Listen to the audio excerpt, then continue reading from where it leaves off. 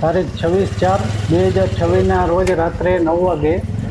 કારેલી ગામ ખાતે રાઈ સોસાયટી પાસે એક હત્યાનો બનાવ બનેલ, જે બાબતે પલસાણા પોલીસ સ્ટેશનમાં હત્યાનો ગુનો દાખલ કરવામાં આવેલ અને તેના રૂમ પાર્ટનર જે છે એમને ફરિયાદ આપેલ અને 3 અજાણ્યા ઈસમોએ ચાકુ દ્વારા તેઓનું મૃત્યુ નિપજાવેલ, જે બાબતની ફરિયાદ દાખલ કરેલ અને અલગ અલગ ટીમો બનાવી સ્ટાફ તેમજ ગંગાધરાના પીએસઆઈ કે રાહુલજી સાહેબ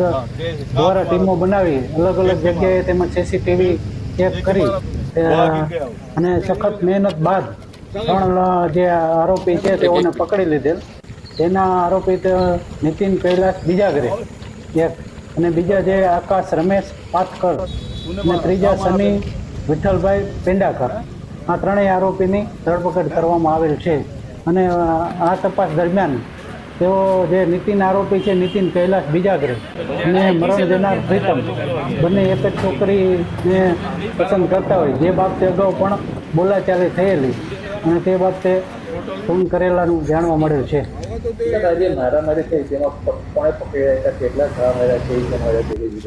આમાં જે નીતિન છે તેમને ઘા મારેલ છે અને બરડાના ભાગે ઘા મારેલ છે, છાતીના ભાગે ઘા મારેલ છે